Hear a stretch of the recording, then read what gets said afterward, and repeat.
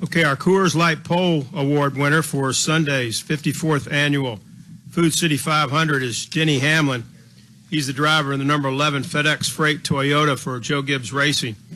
And this is the a track record that he established here today at Bristol Motor Speedway. 14.761 seconds for Denny, 129.991 miles per hour. Betters the previous record held by Kyle Busch.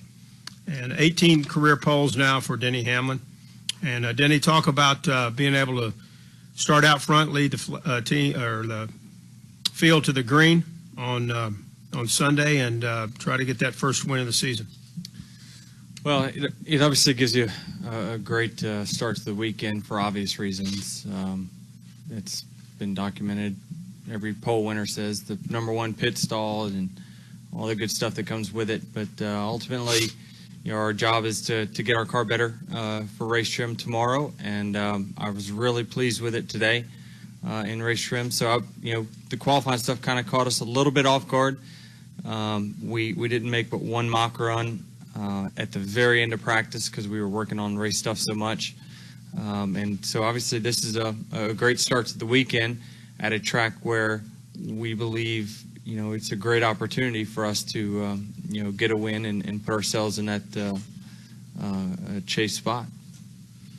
Questions now for Denny. We'll start here with Mike, and we'll go to Deb and then to Bob. Mike Hember, USA Today.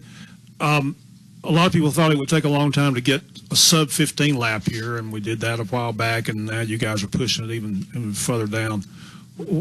What's possible here ultimately with these cars with a configuration as far as a lap, and is that all basically based on what the tire's like? Yeah, a little bit's the tire, a lot of it's the car. It just kind of depends on where NASCAR wants to go with these cars in the future. If they want to continue to make them faster and faster, or are they going to make wholesale changes like we've talked about or we've heard about to where they slow them up a lot in the years coming up. So it's always good to set a track record, obviously, and I remember watching Newman getting the 14s for the first time back in the day, and I couldn't believe watching a lap with my eyes on TV how fast it looked.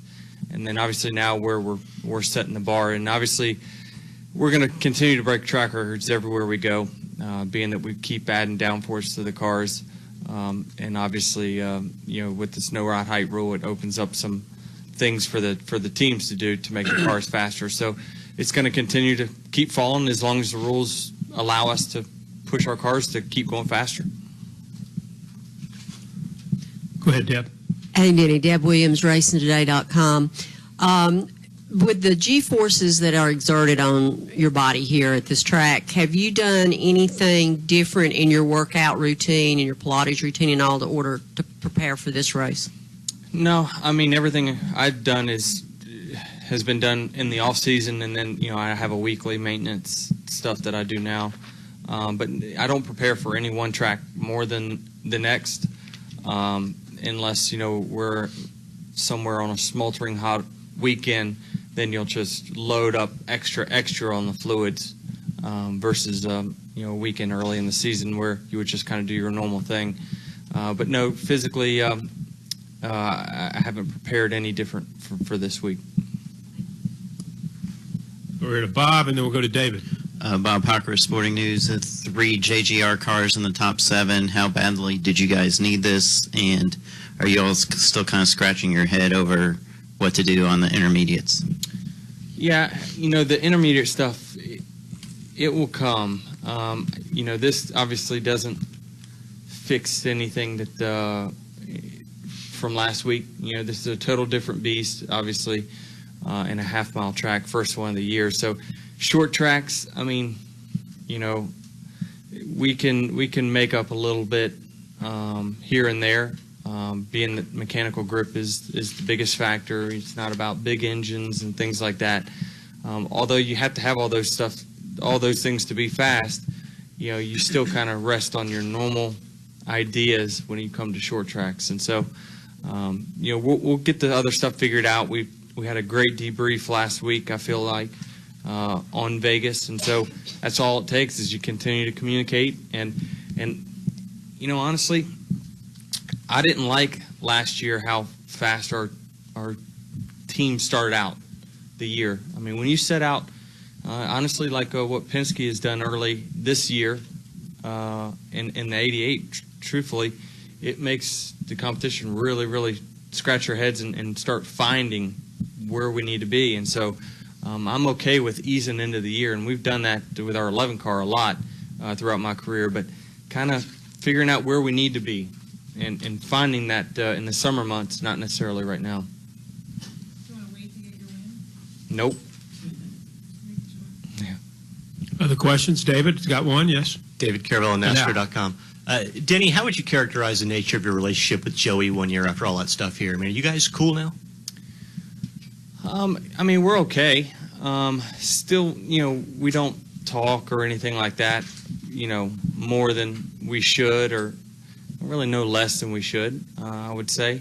But, you know, you can hold grudges all you want, but it's not going to make you any faster, and it's not going to get you any closer to a championship. So, I mean, you know, it's just, you know, I'm bitter in ways, and other ways it's been so long ago, and there's so many trials and tribulations between then and now that I think I'm a better person now afterwards, and I think I'm a better driver now than I was before.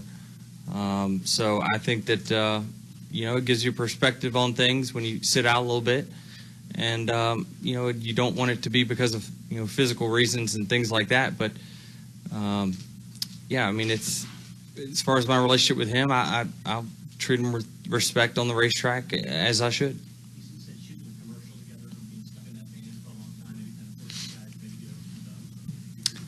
Didn't really force us to do much. I mean, you know, it's the awkward moments. I mean, you're face to face with someone and you're having to talk during a commercial or what have you. I mean, you have those moments where you just assume look away, and you do. Al Pierce in the back, and then Nate Ryan and Dustin. Yeah, Denny, Al Pierce at Auto Week back here. I'm not sure I heard everything correctly. I'm not sure whether TV was right. You made one lap in the first session, is that correct? Right. And one lap in the second. Right. And you had not made a qualifying mock run? We did. We made one lap of mock qualifying Okay. run as well. So, I mean, and we did it with literally like 2 minutes left because Right. we were working on race stuff so much. So you knew that being top three, you didn't have to go back out? Yeah, as a short track guy, I know when I can feel when, okay, this is all I've got, or this is a really good lap. So I told Darian, you know, there's a delay between when the lap time, when you cross the line and when you enter turn one. In the middle of 1 and 2 is when your lap time pops up. So I'd already aborted my second lap because I knew that if that wasn't a top 12 lap, we were going to be in big trouble anyway. So I knew that was going to be good. And then ultimately, then your strategy comes into play, wanting to make sure you conserve all of your car and keep everything as cool as you can for the second session. So it kind of worked out seamlessly. Same kind of thing. I was going to go for 2 laps on the second segment, but I bobbled in pretty bad into turn 3 and didn't finish the lap. So I knew the first one, though, was really good as well. Okay. Thank you. Let's go over here to, who had one? Nate Ryan up front. Thanks, Nate Ryan, USA Today Sports. That you and Matt were so far up the board here, Denny, and Team Penske has kind of dominated the last couple of weeks. Do you feel like Gibbs kind of figured out the strategy a little bit better this week in terms of how to attack this format? It seems like Penske sort of had it figured, and you guys maybe did a better job of going with it.